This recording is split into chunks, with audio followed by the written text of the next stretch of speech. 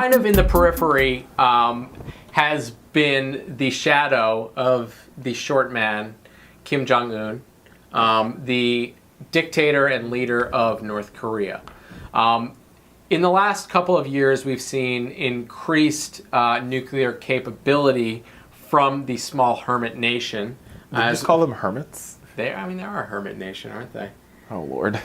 Increased nuclear capability, them doing some displays of power, showing that, you know, we've got some nuclear weapons here and maybe we can use them, maybe we can't.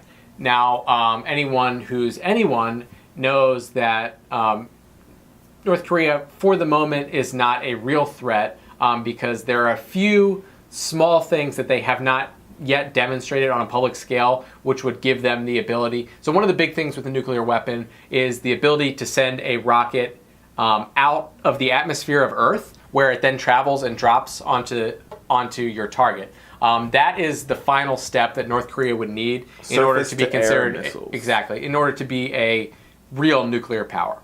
Or also known as intercontinental ballistic missiles. Exactly. Richard's an expert on this, actually. So in light of that being the next step, the United States recently deployed a radar in response to the missile threat. So the Pentagon has deployed high-tech radar to watch for potential North Korea long-range missile launch in the coming months. It's the first U.S. military response to Pyongyang's claim that it can launch intercontinental ballistic missiles. Now, until we've seen an official launch, you know, this remains to be rumors. And we've certainly seen North Korea do its fair share of, you know, tooting its own horn without anything to back it up. Right. I mean, all the launches that we've seen from North Korea over the past couple of years have been what you would call short tactical attacks or short launches. Like they're like, oh, like, you know, they launched a missile off the coast of Japan.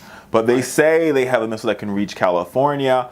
But Kim Jong-il, which is Kim Jong-un's father, said the same thing from 1994 on to today. He's been saying it. They've been saying it for over 20 years. I mean, I think the only way that this can actually happen is if the North Koreans are sold some technology by either the Chinese or the Russians.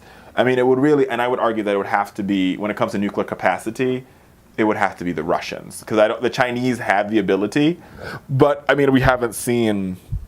I mean, they don't. I mean, I guess they could get, like, I guess there's a possibility that a nuclear weapon can fall into the hands of a rogue Pakistani general, and that Pakistani general could then sell it to North Korea. Yeah, but I mean, those are the real only, because you have to have. It's not necessarily about the warhead. First, it's about developing the actual missile. Right. To get an intercontinental ballistic missile, and if you don't have the technology or the means to develop it, then you have to buy it. Exactly. Well, anyway, folks, we're going to keep an eye on this story. Maybe we'll talk about it later in the show, but we're coming up on the break here. We'll be back. Don't go anywhere.